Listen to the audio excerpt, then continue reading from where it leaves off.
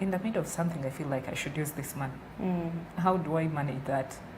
How can someone like keep up? Okay, you already mentioned discipline, and it becomes a culture. I always tell people that you don't need to have a lot for you to save. In fact, if you want to learn how to save, for it to be a culture, you put a percentage. The way we tithe, you put a percentage. You say whatever amount of money that comes in, this percentage is for saving. 10% or 15 or 20%, depending, will be savings. So that gives you that foundation of creating that culture for you to be disciplined. You get to know that I have to save this amount of money. And when we talk about savings, it's important that safety and security of your money is very important, of your savings. People save in different formats. Some of them save cash, others save in kind. Someone buys a goat, a cow, that is their savings. That is their savings. So the safety and security of your savings is equally important. When it comes to savings, you don't put your eggs in one basket. You can decide to put some money, save it somewhere in a bank or a circle. Then you can also invest part of it in maybe cattle or poultry or something. And when we talk about savings, it goes down with investment. Investment is about seeing your money grow. Bank of Uganda has that thing of financial literacy: simplify money, magnify life. So you have to see your money growing. That is investment. So as you invest, it also goes back to old age. You talked about old age. Pension is about old age. That is why we get the pension after we've retired. We call it old age or retirement. Under financial literacy, we have topics. There is personal financial management, there is savings, there is investment, there is loans, there is financial service providers, there is insurance, and lastly, retirement or old age. Retirement or old age comes last, yet ideally, the moment you get your first salary or income, you should start planning for old age. The problem is people don't plan for that. They wait to be old and they start planning for it. Ideally, you should plan. Or they start asking from the young. You've seen people who get pension and they waste it. Because there they haven't planned for it. There are people who literally don't know how to manage it. Because they've never invested their money. Even when they were working, they didn't have, the idea of saving or investing. So when they get it, they end up misusing it. It's important those three work hand in hand. You talk of savings, investment, part of your savings you'll invest to them. Then old age, you're planning for retirement, that is your pension. By the time you get your pension, you know where to invest it. You know where to put it. You've been there. Many people, by the time they even get their pension, they are so sick that they can't even enjoy it. So we have to plan for old age. But how often do people get this information? Is it disseminated to the people?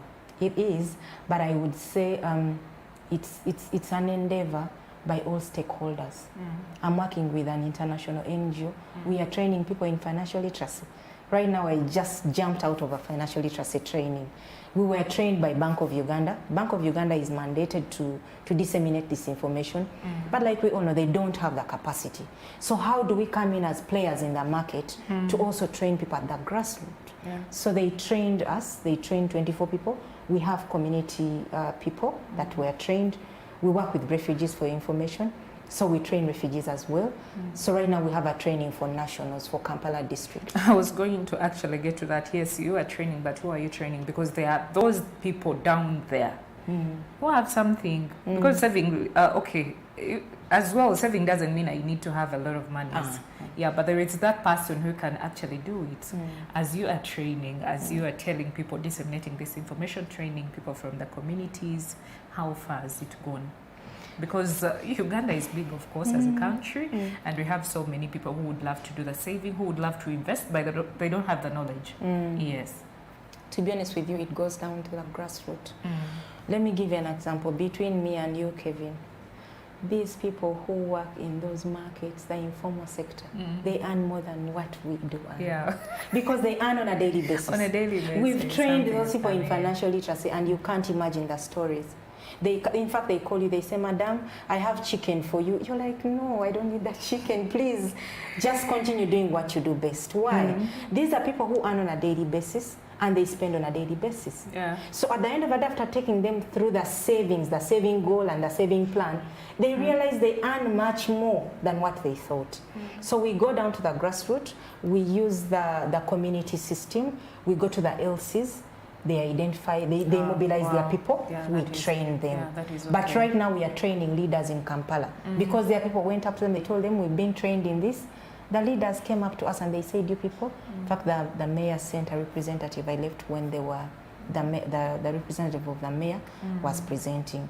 So we train all categories of people. And Kevin, to be honest with you, if you want to organize a session, I will come with a team and we train you. You can't imagine how much knowledge you're going to acquire from that training. Yeah, yes, I guess I also need enough knowledge about savings. And saving is also a culture. Yeah.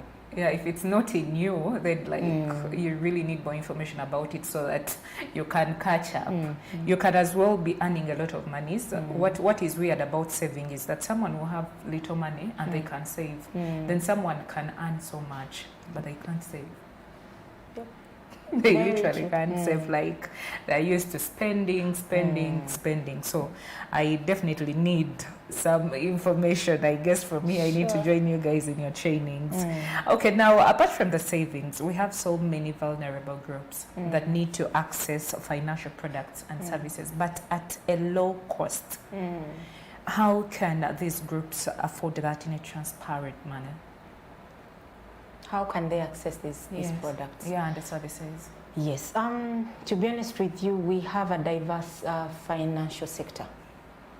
We have MFIs, we have MDIs, we have commercial banks. So people have... Maybe when you're talking about them, you MFI is a microfinance. Because we have so many people watching and it's like, oh, what has she said now? M what? So like we need that lay person to understand. Yes, where am I exactly going? What is she exactly talking about? Okay, we have regulated financial institutions like MFIs. MFIs are microfinance institutions. These are purely credit institutions that lend out money to people. Then we have MDIs. MDIs are micro deposit taking institutions. These give out loans and also they take people's deposits. Then we have the commercial banks, the Stanbic, the Finance Trust Bank. There are a number of them. So they have different products. And to be honest with you, our financial services have grown in such a way that there are so many financial products that are designed for the different market segments. But it goes back to the individual. I always tell people that always research about what you're going for. Okay? If it's a saving product, first find out how much money do they charge on this account on a monthly basis. So there are many products out there which I can't mention, but let people walk into the financial institutions. They need to do the research. I always tell people, if I want to buy something, I check from 3 different places. So that I get the quality right, the price. The price. Yes, it's very, very important. So there are so many products out there for farmers, for youth. I know institutions that have purely youth products, yes. I know those that have products for people in the business, in the informal sector, micro SMEs, small and medium enterprises. Those products are there, yes. Yeah, okay. People wish they should have these services and products, but the cost. Sometimes the cost is too high. When you go to talk to the people, someone will tell you, oh, I can go to the bank to get that, but you know, and when you talk about the cost, we are talking about the interest, we are talking about so many things. How can people access these? Like I mentioned at the beginning, that financial inclusion is tackling 2 things: affordable financial products and services, and then access to these services. I always tell people that nothing is purely free. But course. Do your research very well. Find what you can afford. Where you fit. Where you fit. Yes, I know when you look at financial products and services, there are 3 things that people look out for. People will look at the quality of the product, access, and usually the cost comes later. Even when you go to these people at the grassroots, the quality of the product, the safety and the security of their money. Are they guaranteed that if I save my money with Bank X, if I need it, will I get it? Is it there? Is it secure? Then when you talk of access, If maybe I'm in the village and I need my money, can I easily transfer it and get it from the agent there? Then the last thing that usually comes is the cost. And we have so many affordable products in Uganda. There are those products, especially savings products, that are purely free. Where you save your money and you're not charged. Okay, like samples maybe? There are youth accounts, even in financial institutions. There are youth accounts. There are children accounts. We've opened up accounts for our children, and these accounts. But there is definitely that there's extra a tax. They introduced a tax. It's only that tax charge, but they don't charge ledger fees and everything. No, they are free. But you have to do your research well. Yes. So I think it gets back to you people to sensitize the people about these things. Yeah, because so many people need these products. When you move around, you literally feel so many people need these services from these institutional players. Yeah, but they don't have the idea on how to do this. Yes, they do. And you know, I always tell people, if you have a financially empowered economy, everything becomes simple.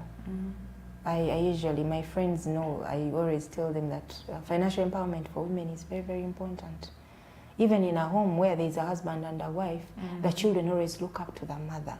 So if you have, I'm just using this plain example that I usually share with my friends, is that when you have a woman that is financially empowered, just know that the pace of growth in the home is going to be high. Because women, I mean, at the end of the day, everything rotates around what? Women. So when we have a generation that is financially empowered, everything becomes... and I guess financial independence is also key for a woman. It's the best, baby. It's the best you can have. Not waiting on, like you have to wait on something, you need to actually save even like a 3%, but you can't because you're waiting for someone to give you the money.